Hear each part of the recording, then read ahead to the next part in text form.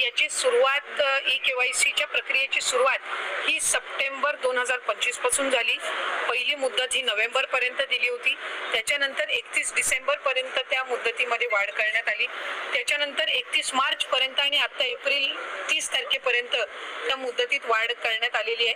अनेक महिला ज्या आहेत ज्यांनी ई-केवायसीच्या प्रक्रियेमध्ये त्यांना ती प्रक्रिया पूर्ण झाल्यानंतर किंवा करत असताना काही ज्या अडचणी येत होत्या त्या संदर्भामध्ये त्यांनी आमच्याकडे काही सूचना आणि तक्रारी दिल्या। त्यानुसार ही मुदतवाढ ही देण्यात आलेली आहे। अनेक महिला लाभार्थी ह्या त्या मुदतीचा दिलेल्या मुदतीमध्ये ती दुरुस्ती करून ते सबमिट करत आहेत। साधारणपणे 30 एप्रिल पर्यंत त्या संदर्भातला अंतिम जो डेटा आहे हा आपल्यापर्यंत समोर येईल। आमची साधारणपणे ई-केवायसीची जी प्रक्रिया आहे ही राज्य शासनाच्या किंवा केंद्र शासनाच्या ज्या इतर डायरेक्ट ज्या लाभार्थीच्या म्हणजे डिरेक्ट बेनिफिशरी ट्रान्सफरच्या जेवढ्या स्कीम्स आहेत त्या सगळ्यांनाच ई-केवायसी हे मॅन्डेटरी असते। त्यानुसार ही प्रक्रिया ही सुरू आहे आणि त्याच्या अंतिममध्ये अधिकाधिक ज्या लाभार्थी आहेत त्यांना लाभ हा या योजनेच्या अंतर्गत सुरू राहील। परंतु काही ठिकाणी नेटचा अभाव असल्यामुळे त्यांचा केवायसी होत नाही। त्याच्याकडे एप्रिल नाही आता नाही 30 एप्रिल पर्यंत आता दिलेली आहे। त्याच्यामुळे 30 एप्रिल आणखीन तारीख तर येऊ दे आणि ही तिसरी का चौथी मुदत वाढ आहे आणि बऱ्याचशा लाभार्थी महिला ज्या आहेत या त्याच्यामध्ये दुरुस्ती करत आहेत। आणखीन जवळपास 15-20 दिवसाचा कालावधी म्हणजे 30 एप्रिल पर्यंतचा हा त्यांच्याकडे आहे। त्याच्यामुळे त्याच्यामध्ये त्या ई-केवायसीच्या ह्याच्यामध्ये त्यांनी चुकीचे ऑप्शन काही निवडून त्यांना लाभ जर बंद झाला असेल तर ती दुरुस्त त्यांना करता येत असतं आणि आम्ही त्याच्यामध्ये आणखीन पोर्टल स्वतंत्र उपलब्ध करून दिलेला आहे। त्या पोर्टलचा जर त्यांनी वापर केला तर मला खात्री आहे की बऱ्यापैकी सुरळीत केलेली ही प्रक्रिया ही विभागाच्या माध्यमातून लाभार्थ्यांसाठी उपलब्ध करण्यात आलेली आहे। आयटी क्षेत्रामध्ये बरं नाही या प्रकरणाची माझ्याकडे आणखीन सविस्तर माहिती नाही, पण जर काही लोकप्रतिनिधींनी हा मुद्दा घेतला असेल आणि मला खात्री आहे की नाशिकचं पोलीस प्रशासन सुद्धा याच्यावर या संदर्भामध्ये त्यांनी गांभीर्याने दखल घेतली असेल। आणखीन महिला व बालविकास विभागाची मंत्री म्हणून सुद्धा आयटी क्षेत्रातील काही या महिलांसोबत जर काही चुकीचा प्रकार घडला असेल तर तिथल्या स्थानिक पोलीस प्रशासनासोबत मी सुद्धा संपर्क करून त्यामध्ये आणखीन काही कडक कारवाई करता येतील या संदर्भामध्ये आमच्या वतीने त्यांना सूचना देण्यात येतील।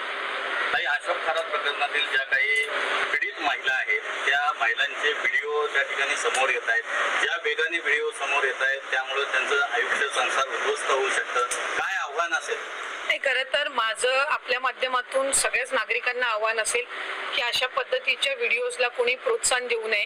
आपल्याकडे जर ते त्या पद्धतीने आले असतील तर त्याची रितसर तक्रार त्यांनी पोलिसांमध्ये करावी आणि आपल्याकडून ते दुसऱ्या कोणाला फॉरवर्ड होणार नाहीत याची दक्षता एक नागरिक म्हणून आपण पहिलं घेणं आहे।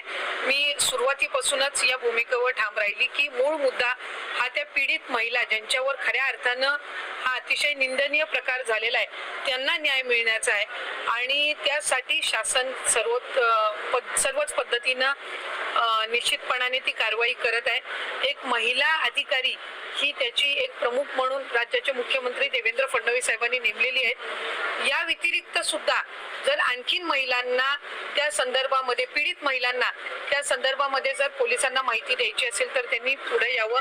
त्यांची आयडेंटिटी ही त्या ठिकाणी राखून ठेवण्याच्या दृष्टिकोनातून पोलीस प्रशासन सगळी खबरदारी ही घेईल। कुठल्या ज्या साईट्स असतील कुठल्या ज्या प्लॅटफॉर्म असतील ज्याच्यावरून हे व्हिडिओ त्या ठिकाणी स्प्रेड केले जात आहेत त्यांच्यावर सुद्धा पोलीस विभागाच्या वतीने कडक कारवाई ही करण्याची सुरुवात ही राज्याचे मुख्यमंत्री फडणवीस साहेबांच्या निर्देशानुसार। मुख्यमंत्री माझी लाडकी बहीण योजनेमधील खूप मोठी आनंदाची बातमी आलेली आहे।